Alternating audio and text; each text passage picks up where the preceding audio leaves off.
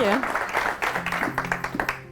Thank you so much. So I'm here to talk about creativity, but I decided that I would sing about it first. And this song is a song that I wrote called Trouble Man. And it's about a different type of creativity. It's about the electrical workers that go out in the post-storm dangerous conditions. To me, they're very creative. There's a trouble man up on the wire, and when the storms come, he's flying high. The many don't know the few who keep it safe for me and safe for you. And I know it's no walk in the park when some feel like they're left in the dark. But I say thanks for all that you have done. You bring light back to everyone. Some may say it goes with the territory as they pass you by along the road. But I wonder what's his story could be the greatest one ever told. And I know it's no walk in the park when some feel like they're left in the dark. But I say thanks for all that you have done. You bring light back to everyone.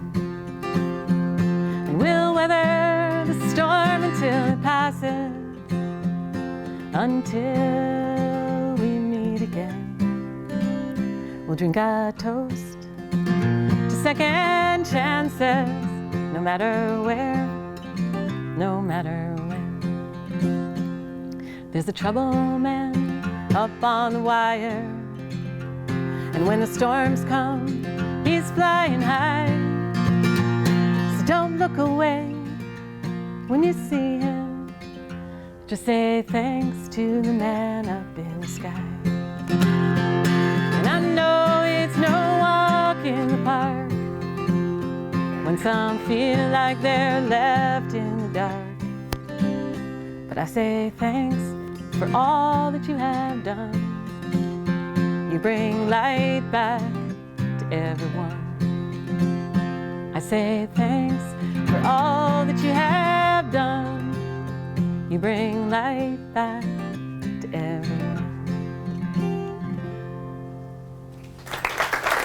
Thank you. I do know that there are plenty of women in the industry too, but Trouble Person just didn't have the same cachet. So you'll forgive the slight artistic license. So here we are. So, creativity. Creativity is about you.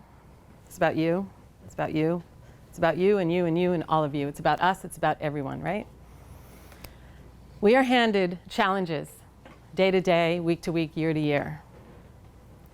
And to me, it's how we tackle those challenges that get us through.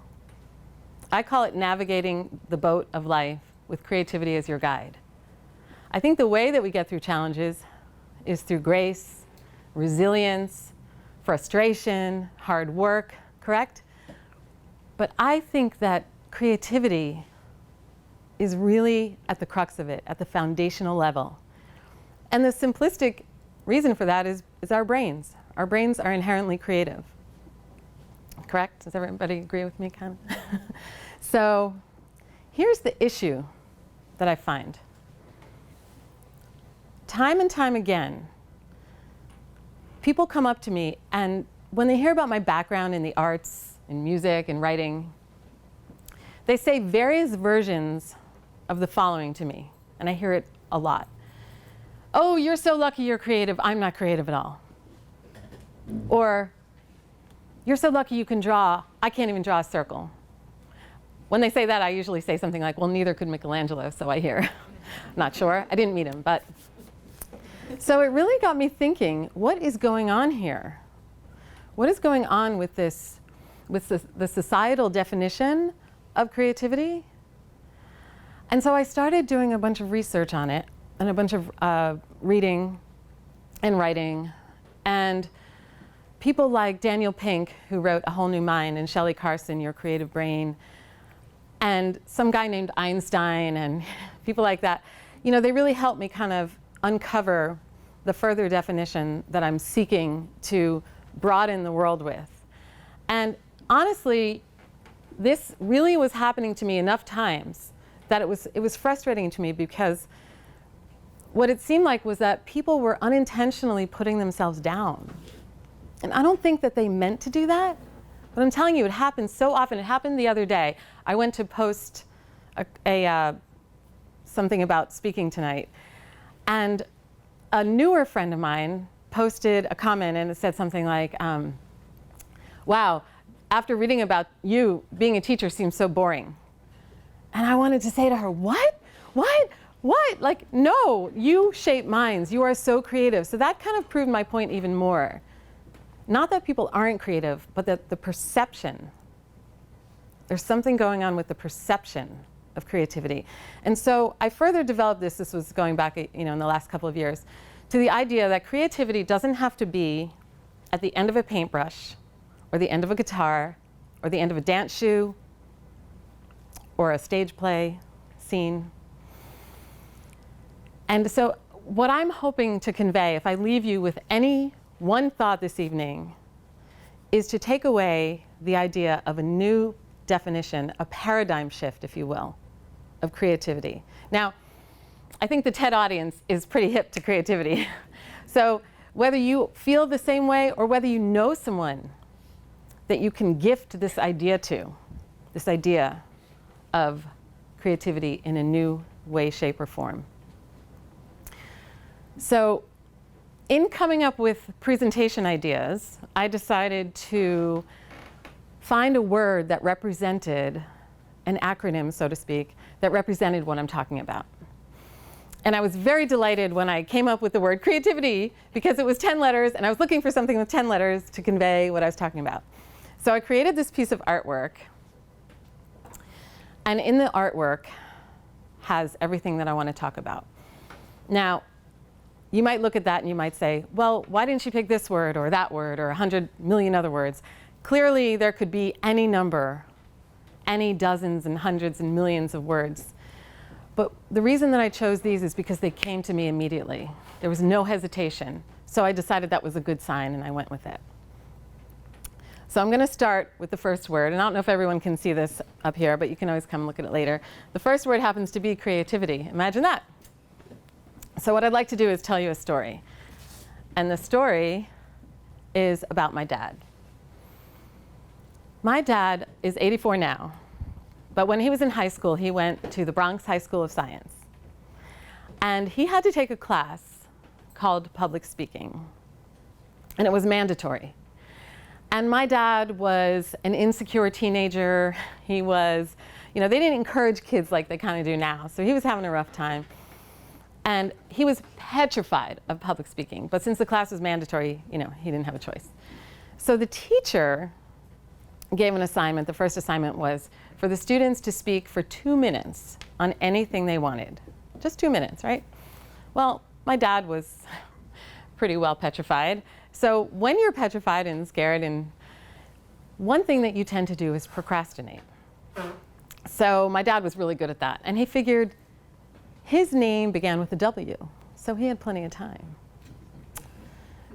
You're with me, right? Can probably figure out what the teacher did. Teacher came in when the assignments were due and said, we're going to start at the end of the alphabet. Now, creative. I know, very creative. And my dad was like pretty much frozen. And he doesn't, even now, he doesn't necessarily consider himself creative, even though he worked as a designer in New York City for 50 years. So he's trying to figure out what to do. And he goes up to the front of the class when his turn came, because there was one kid named Zipster, so he went up first. And my dad was like, okay, I have like precious few seconds, precious 2 minutes to figure out what I'm going to do. And he described to me, he only told me this story about 6 months ago, and he described to me going up to the front of the room, the long walk to the front of the room, and he turned around and he looked at the class and he spoke for 2 minutes on what to do when you're not prepared. Right? Is that not brilliant? I was like, brilliant? Dad, that is so creative. He's like, it is? I'm like, uh-huh. So I like to tell that story because I think it really kind of proves the point that creativity comes in all ways, shapes, and forms. And I tell you, I feel like I'm on this mission, this calling to help people recognize and discover their own creativity. And it doesn't have to be in the arts. And this is not to negate the arts. I am humbled and excited to be in the arts. But I just feel like it's not in us and them. We are all collectively here, right? And I find that there are so many fields that are creative that are not even looked at that way. So I'm kind of here to change that. So the next word is realism. And you might be saying to yourself, why would she have realism up there? Isn't creativity all about freedom and, free spirit? Why would she have the word realism up there? And the reason that I do is to honor what it takes to get through this world and the realities of life that come across our path every day. And so I think when you take on those realities with a little creative juice, you're more likely to get through them with the grace and resilience that you need. So that's why I chose that. The next word is excited. I was so excited to speak tonight, so there you go. That's the reason I have the word now. I was on the board of an organization called the Women's Business Forum up in Bucks County, Pennsylvania, and we have a saying there. It's one of our value statements, and it's, we love when people leave our meetings jazzed. We call it, leave jazzed. And our group is wonderful. Men are welcome in our group. And we love when people get excited about what they're doing in life, and we're very supportive of each other. So, it's not, kind of going back to the realism a little bit, it's not an exact science. Being excited, you can't force yourself to be excited, but sometimes you can permission yourself, right? If you're having a bad day, you may shift what's going on and go out and do something else. Do something that kind of brightens your day, right? So excited is something that we hope happens kind of naturally, right? But it can also happen in a way that you, again, kind of permission yourself to achieve, right? Which leads me to the next word, authentic. This is kind of a tough one. And I'm saying that because I have had times in my life when I have not felt so authentic. Anybody with me on that? You don't all have to confess like I just did. But I'm pretty sure that if you're human, there have been times when maybe, it was a tough go. But I think when you honestly know what that's about and you can strive for authenticity, you know what happens? It gives you the freedom to have the capacity to find the creativity that is deep within. So think about that for a moment. The next word is trust, and authenticity goes right into trust. We've all heard trust your gut, right? It's really true. And again, this conversation is about creativity. So everything that I'm saying winds itself back around to the creative self and what our full potential is, right? And I'm not a doctor and I don't play one on TV or any of that, but I'm just saying this from my heart and from my passion and from my experience. And it's all based on what I started out in the beginning saying. The perception in this society of what creativity is or isn't. So trust yourself to find that spirit in yourself to discover your passions and your creative self. Which leads me right into the next word, ideas. And ideas are key because how can you create without an idea, right? So it's the ideas that give us the seed to bring the creativity in. So how do we discover ideas if we're not feeling creative? You can brainstorm. You can do stream of consciousness writing. I took a fabulous class in art school. It was called Writing from Life. And even though I went to art school, this was a writing course. And it was a writing course about the secret of the pose. So it was really a philosophy course. But it was one of the best courses I took in college 100 years ago. And it helped discover, it sort of was giving you the permission and forcing you to discover that creative self within. There was a nude model and all of that, but you weren't drawing her, and you weren't really even writing about her, even though you were using a pen. You were discovering the secret of the pose, the philosophy behind the pose, all semester long. I also did a lot of stream of consciousness writing. Has anyone done stream of consciousness writing? Okay. So stream of consciousness writing is something, I don't know if it's done much these days, but I highly, highly recommend it. And you guys can do this on your own. And the greatest thing about it is nobody else has to see it. You can throw it away, you can shred it, no one has to see it. So it's a wonderful way to open your mind and get ideas going. And I do it enough to know that it works. When I'm writing a song, I can't exactly say that I'm doing a stream of consciousness writing when I'm writing a song. But sometimes if I get in a rut, I may go into that. And the way that you do it is you just write. And you maybe get out a pen and remember paper and a pen? I love paper and pen. I love journals. I love the old-fashioned actual writing. So even though I'm kind of attached to my devices, get a pen and paper out. And what you do is you just write. And if you're feeling self-conscious and you say, I don't know what to write about, I don't know what to write about, then that's what you write. I don't know what to write about. I can't quite guarantee, but I can almost guarantee that it will take you to a new place.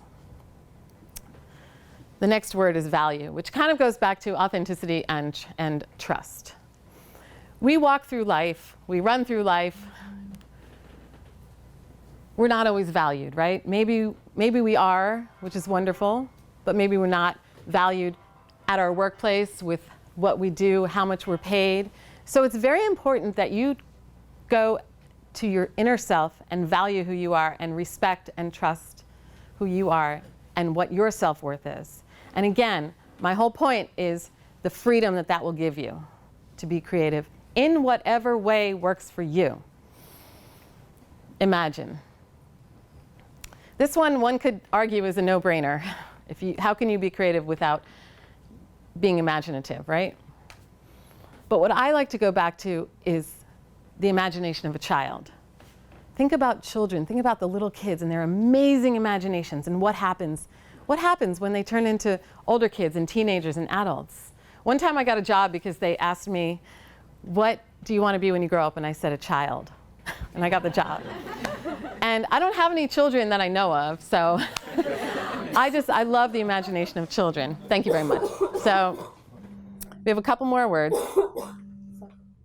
Talent.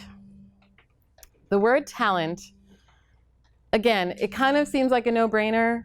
And you say, well, I don't have any talents that I can pull out of my hat. But what you might find is if you explore in a new way, you might find something that you didn't know you had. And again, I'm not even talking about the arts, okay? Because it's very important that you understand that it's bigger than the arts. The arts is just one component of it.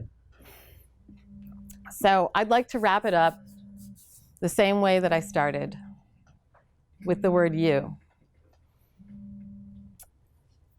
This is about you, and you, and you, and you, and the creativity that it takes for us to walk through this world. And if you'll allow me this sort of metaphorical way of describing this, you are the writer of your book. You are the producer of your movie. You are the actor in your stage play. I love that. I'm dancing to the phone. You are the singer of your song. And I would like to leave you by saying, find your creative voice, whatever your creative voice is, and sing it really loud. Thank you.